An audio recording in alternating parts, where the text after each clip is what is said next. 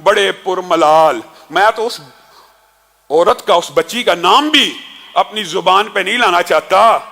حیوانات میں سے کوئی کسر باقی ہے؟ یہ شادی بیاہ کی کیا ضرورت ہے؟ یہ شادی کے ادارے کی کیا ضرورت ہے؟ پارٹنرشپ ہونی چاہیے. یہ نئی تہذیب کے جو گندے انڈے ہیں، انہوں نے ابھی سے یہ طوفان بدتمیزی اٹھایا ہوا ہے.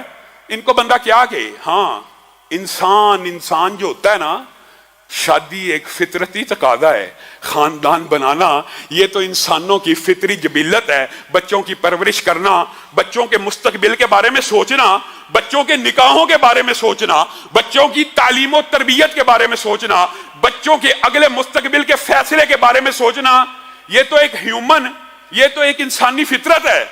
یہ اسی کو انسان کہتے ہیں. البتہ جو حیوانات ہوتے ہیں ان کے اوپر یہ کوئی ذمہ داری نہیں ہے. ان کے اوپر یہ ذمہ داری نہیں ہے کہ وہ اپنے بچوں کا مستقبل سوچے، کیا پڑھانا، کیا لکھانا، بچوں کی شادیاں کہاں کرنی ہے. حیوانات کی طرح زندگی گزاریں.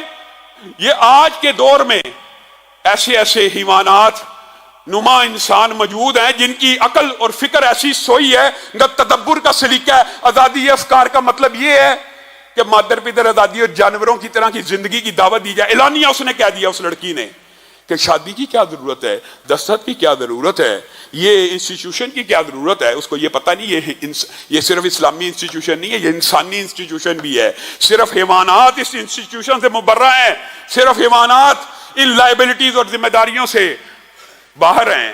لیکن بات یہ ہے کہ آپ اور میں اس علم کی پرورش میں، اس علماء کی پرورش میں کیا کردار ادا کر رہے ہیں. ہمیں چاہیے کہ ہم اپنے گھروں کے بچوں کو ان دین کے اداروں میں بھیجیں